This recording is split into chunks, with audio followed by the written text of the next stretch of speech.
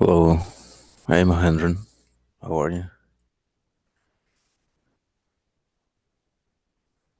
Hi Peter, I'm doing good. How are you? Same here, thank you. Let me just put on the disclaimers. 1 second.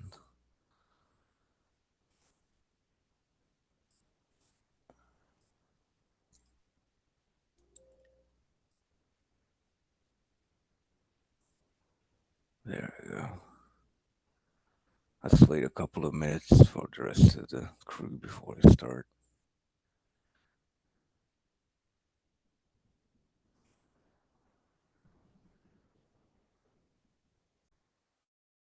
Mhm.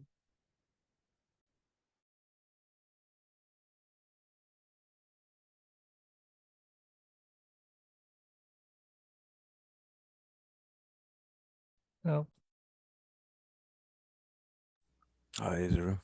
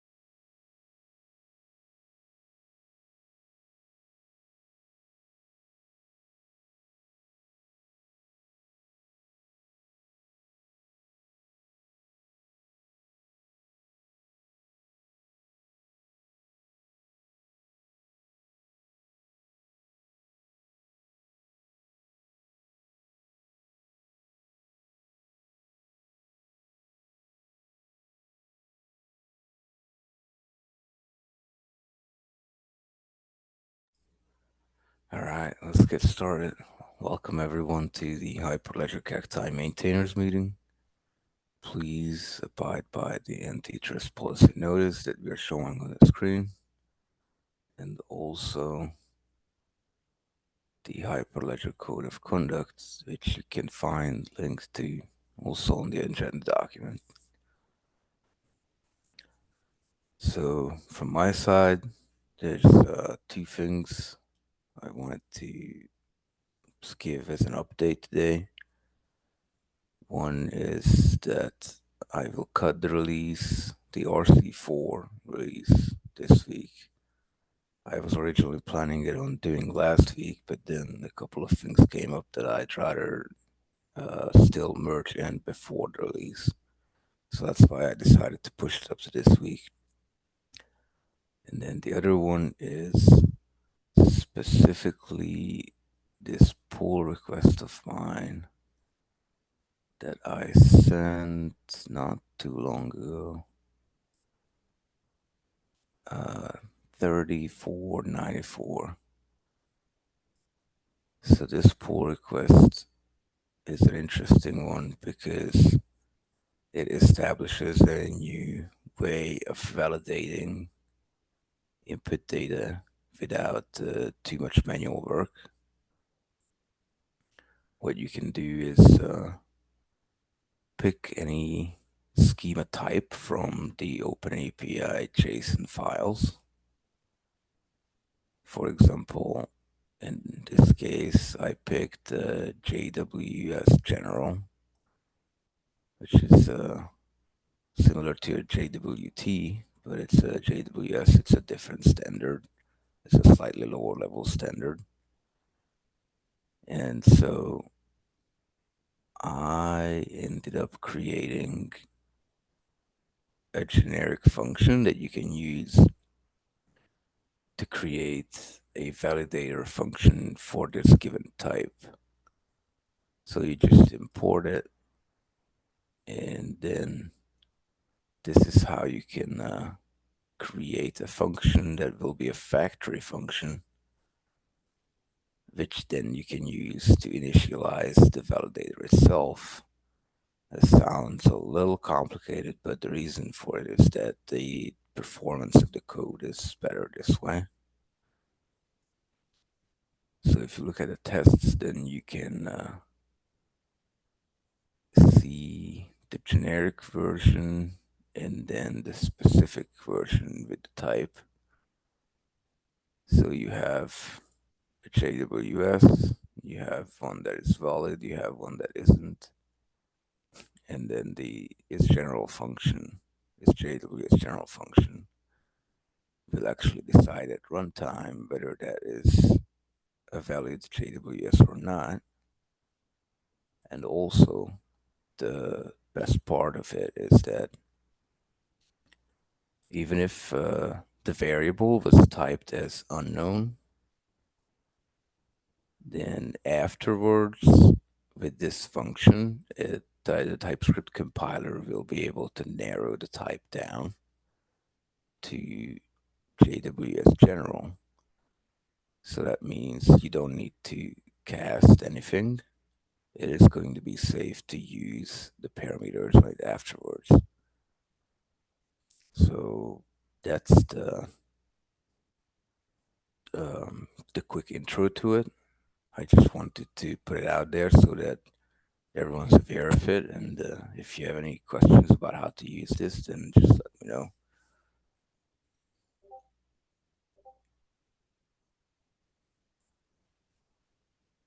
And so that's all I had. And I wanted to ask Mahendran, did you have a specific item that you bring to us today to discuss? This is my first meeting, so I just joined to listen to things to understand the flow. Yeah. Okay. Yeah, then you're welcome to hang out. And if anything comes up, just feel free to chime in. Okay. Any discussion group, any discussion forum present for this other than this Zoom? Yeah, we have a Discord channel. Well, multiple Discord. channels actually. Discord. Okay, okay. I'll join that. Yeah, thank you. Do you need a link? I think I have. Yeah, yeah. Please share in the chat box. Yeah, I'll put it in the Zoom chat. Give me 1 second.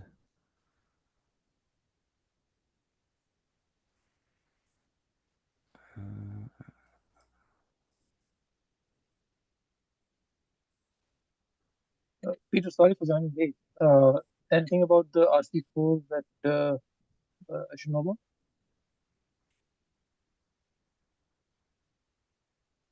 oh, yeah. So I just said in the beginning that I couldn't cut the release last week, Okay, and so I'll do it this week. And sorry about that. okay, no problem. Thanks. And I'm still looking for the link for the chat, which I thought would be on our wiki page. Give me 1 more second. Uh,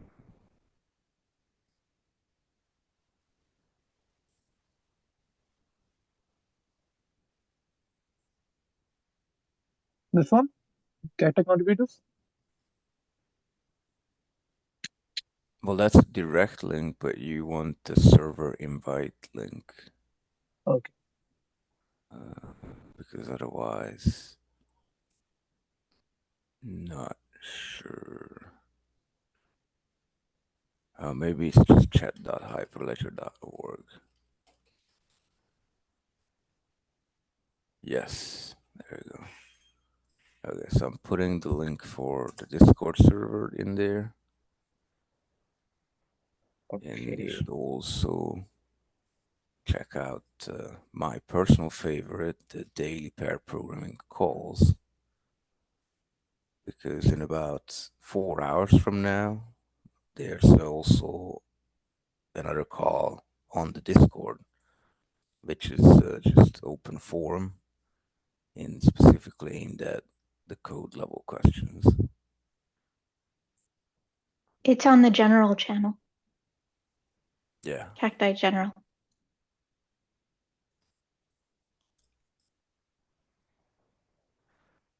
All right, Okay. so that's all I had. I just wanted to make sure that Mahendran has all the info he needs. And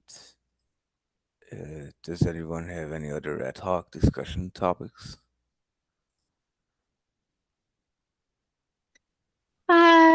Just the usual. I was having some trouble getting the interop node STK library to build under CI. So I can do a make build local, but I noticed that that blows away a few directories and rebuilds them. So I was wondering if anybody had any advice. My first guess is that maybe the same fixes need to be applied to those other directories when it comes to the tsconfig JSON. Mm-hmm. Well, it's just a wild guess, but that'll be my first tip. But if you Yeah, also if you send me a branch link, I'm happy to also try to build it locally myself and see. okay. Okay, so yeah, because that's going well. It works well locally. I rather I can build it locally, but I can't having some trouble with it in CI. Um, the other thing is that Min has suggested bringing up a discussion of the because we are at closing on the halfway point of the internship or mentorship to discuss progress.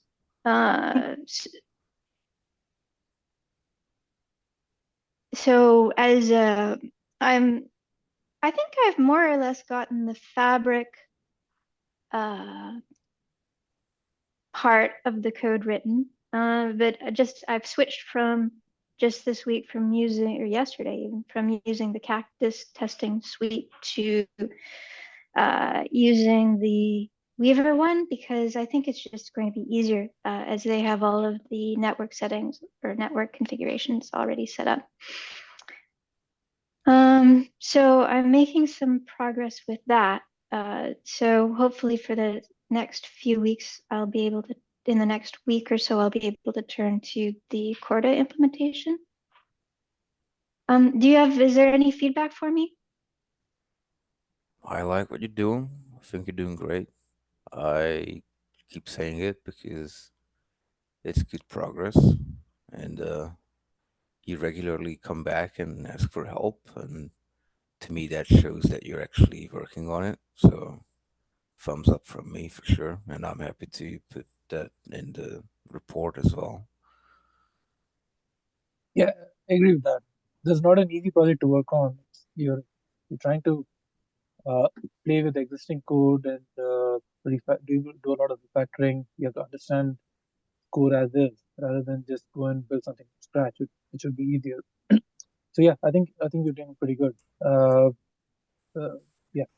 On the question about that you asked, I was just looking at your comment on Discord. What do you mean by uh, an older duplicate version of interop node SDK? Oh, well, I wasn't sure because what's checked in, my first assumption was that the right code wasn't checked in because the make build local removes a bunch of the prototypes. But even since the last hour, I've just tried checking in new code, and that's not necessarily it. So it's more likely what Peter said in that it's a compiler option, in that when it's built under Weaver, it has a less strict compiler checking, so that those are warnings and not errors. So I've as this is my first big Node TypeScript project, so I don't. So Yeah. it's a hunt to figure out the compilation differences. Yeah, no, I get that. So I don't think it's I have to look. I mean, maybe Sandeep might know. I think it's fetching the proto files from somewhere else. I think some of them it's fetching from another local directory. Some of them it's fetching from the web, and it's also creating a build folder. That's compile out. The not the compile out, but it's sort of like preprocessed source files. So uh, that's that's really what it creates. I think if you already have an older build folder and a Protos folder, it's going to nuke them and rewrite them. Yeah. So if you already had that, yes. But I think the source code by itself is not checked in with the source. Okay. Yeah. So, but continuing on with the mentorship, Rama, do you have anything to add to? Oh, I guess you've already said. Yeah. My other thing was that when whenever I try to run a view now that I've got the Weaver 2 networks going, I get the message that I haven't set up policies in the other network, in network 2. And I was trying to figure out where in the code that those policies get set up. So I can share more on the Discord if you need more information. Yeah, we can show you. We send you the link on Discord. It's that's also in the Fabric CLI. In the Fabric CLI, that's where you set up the policies. Okay, yeah. That makes sense. Should the policies, it's one of those things where I'm wondering if that should be just, if that should be passed in. Passed into where? Or is it something that's a configuration? Those setting up those policies, is it at configuration time or is it at?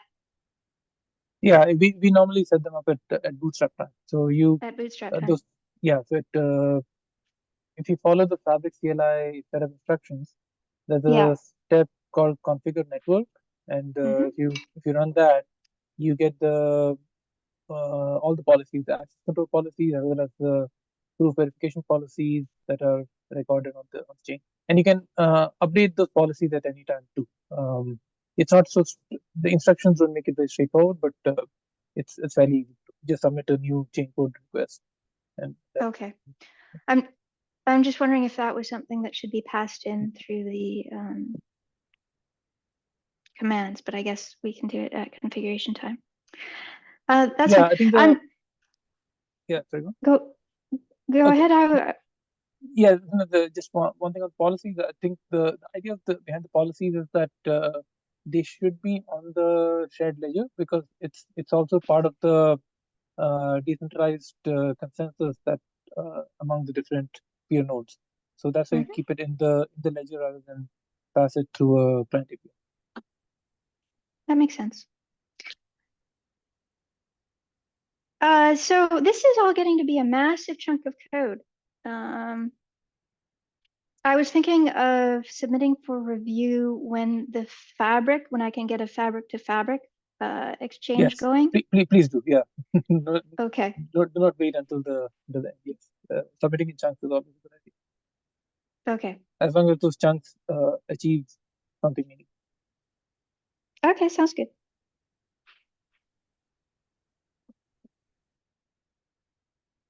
That's it for me.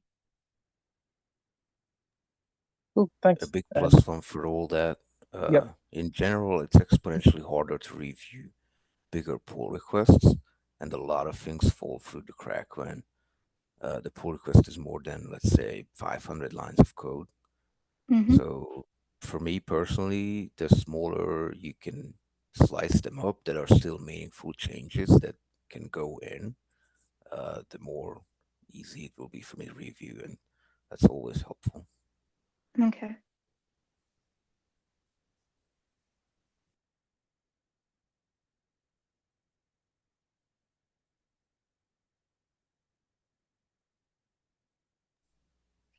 All right. Does anyone have any other topics to discuss?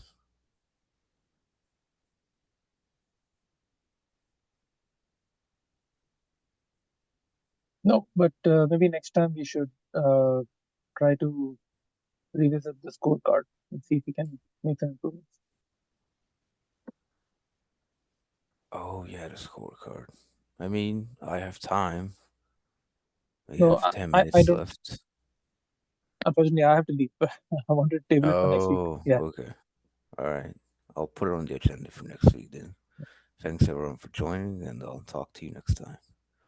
Thank you. Bye, Bye. everyone. Thank you, bye. Bye. Bye. Bye bye.